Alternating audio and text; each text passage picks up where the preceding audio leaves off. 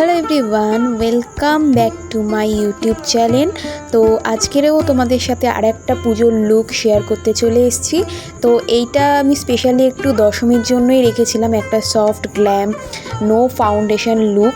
তো এই লুকটা আমি কিভাবে ক্রিয়েট করলাম তার জন্য কিন্তু পুরো ভিডিওটা তোমাদের দেখতে হবে। আর যারা যারা আমার চ্যানেলে নতুন আছো তারা কিন্তু অবশ্যই একটু সাবস্ক্রাইব করে দিও, আর পাশে থাকা বেল আইকনটি অবশ্যই প্রেস করে দিও। তো চলো বেশি কথা না বাড়িয়ে ভিডিওটা শুরু করে ফেলি।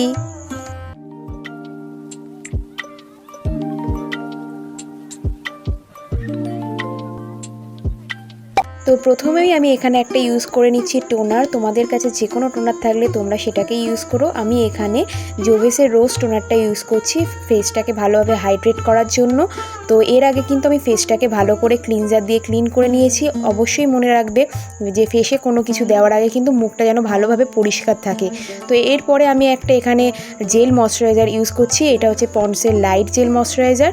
আমি এটাকে ভালো করে আমার পুরো ফেসে অ্যাপ্লাই করে নিচ্ছি। তো প্রত্যেকটা প্রোডাক্ট ফেসে অ্যাপ্লাই করার পর কিন্তু একটু হাতে সময় দেবে যাতে ভালো করে ফেস জিনিসটাকে নিয়ে নিতে পারে, মানে অ্যাবজর্ব করতে পারে। তো এরপর আমি এখানে একটা ম্যাকাজমিয়ার হাইড্রা গ্রিপ প্রাইমার এখানে ইউজ করছি। গ্রিপ মানে তো বুঝতেই পারছো যে মেকআপটাকে কতটা ধরে রাখতে সাহায্য করে, আর হাইড্রা মানে ফেসটাকে পুরো হাইড্রেশনও এটা কিন্তু বুস্ট করে। যেহেতু এই প্রাইমারটা থেকে আমরা হাইড্রেশন পাচ্ছি তাই জন্য আমি এটা ফুল ফেসেই অ্যাপ্লাই করেছিলাম। এই প্রাইমারটার রেঞ্জ একটু হাই আছে, তোমরা এর জায়গায় চাইলে মার্সের যে গ্রিপ প্রাইমারটা উঠেছে ওটাও কিন্তু ইউজ করতে পারো, খুবই ভালো। তো নেক্সট আমি ইউজ করব আমার ডার্ক সার্কেলস একটু হাইড করার জন্য। তো এখানে আমি ইনসাইডের এই কনসিলার প্যালেটটা নিয়েছি। এটা খুবই ভালো, কত রকমের শেড রয়েছে ওখানে তোমরা দেখতেই পেলে। তো আমি ওখানে থেকে কয়েকটা শেড মিক্স অ্যান্ড ম্যাচ করে নিয়ে আমার জাস্ট যেই জায়গাগুলো একটু ডার্ক সার্কেলস রয়েছে, একটু ডার্ক লাগছে, সেই জায়গাগুলোতে আমি অ্যাপ্লাই করে নিচ্ছি আমার হাতের সাহায্যে। তোমরা চাইলে ব্রাশ দিয়েও করতে পারো, কিন্তু ব্রাশ দিয়ে করলে কি নিচের যত আমি প্রোডাক্টগুলো ইউজ করেছি মানে তোমার টোনার ময়শ্চারাইজার এইগুলো কিন্তু অনেকটা সরে যায়, মানে ব্রাশের চাপে কিন্তু এই জিনিসগুলো সরে যায়, যার জন্য আমি হাতেই অ্যাপ্লাই করে তারপর হচ্ছে ব্লেন্ডার দিয়ে একটু ভালো করে জিনিসটাকে ব্লেন্ড করে নিই।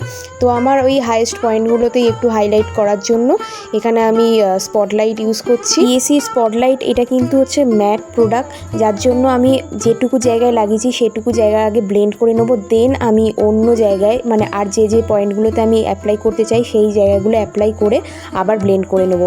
কারণ এটা ম্যাট প্রোডাক্ট তো শুকিয়ে যাওয়ার চান্স বেশি থাকে, তাই আমি একদিকে আগে লাগিয়ে ব্লেন্ড করে নিই। দেন এবার আমার মেকআপটাকে সেট করার জন্য এখানে ফরএভার 52 ট্রান্সলেশন পাউডারটা ইউজ করব। তো এখানে তোমাদের একটা ট্রিক্স বলে দিই, অনেকেই আছে ডাইরেক্ট হচ্ছে পাউডার নিয়েই ফেসে অ্যাপ্লাই করে নেয়। তো সেই ক্ষেত্রে কি হয়, ওই ক্রিজ লাইনগুলোতে না হচ্ছে ক্র্যাক হয়ে যাওয়ার চান্স থাকে। তো তোমরা যদি এক্সেস পাউডারটা একটু ঝেড়ে নিয়ে পিৎজা পাবে যেটুকু রয়েছে পাউডার, সেই পাউডারটা দিয়ে যদি তোমরা বেসটাকে সেট করো তাহলে কিন্তু খুব সুন্দর একটা তোমরা বেস পেয়ে যাবে, ঠিক আমি যেমন ভিডিওতে দেখালাম।